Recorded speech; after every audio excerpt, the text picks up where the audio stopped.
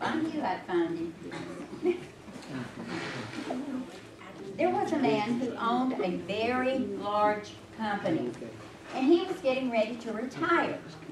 So he brought all of the big men who were under him into his office. And he said, now I'm getting ready to retire, and I need to find somebody to replace me. But it's a very hard decision for me to make. So what I'm going to do is give each one of you a seed. And I want you to go home and plant it. And after a year, I want you to bring your plant back to me and let me see what you have grown. So each man takes his seed and he goes home and he plants it. And they come back in several weeks and the men are all talking about how much their plants are growing and how pretty they are, and some of them have flowers and some have trees. And then there was John.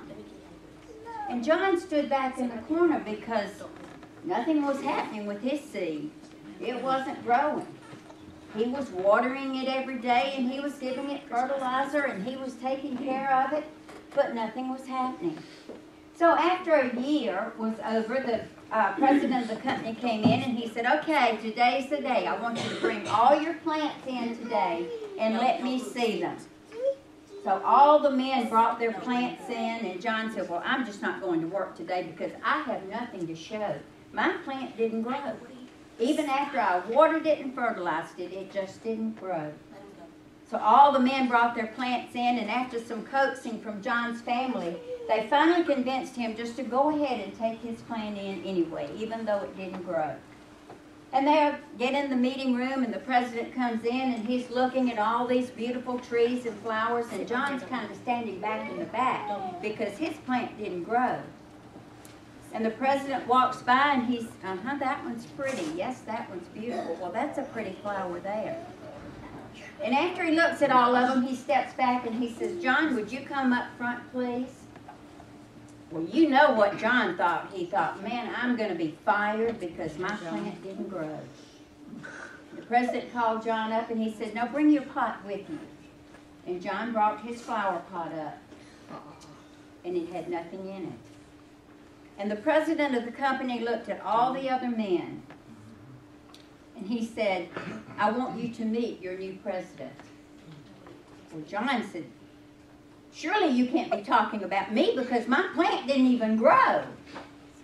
And he said, yes, John, I'm talking about you because you were the only one that was honest enough to bring back an empty pot. He said, you see, before I gave each one of you a seed, I punched a hole in that seed so it wouldn't grow. All of you other men went out and bought trees and flowers and brought them back in and pretended that you had grown them. John was the only one that was honest enough to bring back an empty pot. He will be your new president because I want somebody who's honest.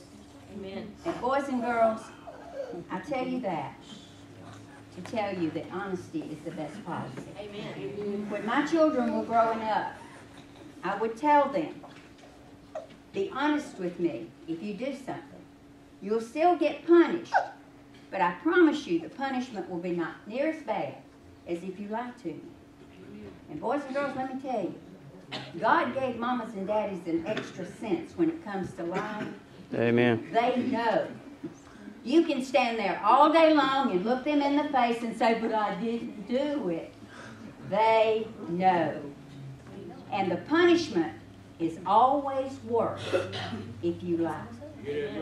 So you remember, honesty is always the best policy. Amen. If you do wrong, admit it. And adults is something that, this was sent to me on the computer the other day, and I thought, you know, we all have friends. We all have a very good friend that we feel like we can tell anything to at any time. But I thought this was something, it made me stop and think, and I want to read it to you. If I happened to show up on your doorstep crying, would you care? If I called you and asked you to pick me up and something had happened to me, would you come? If I had one day to live the rest of my life, would you be a part of that day? If I need a shoulder to cry on, would you give me yours? Or are you just someone that people call when they're bored? Think about that. Let's pray.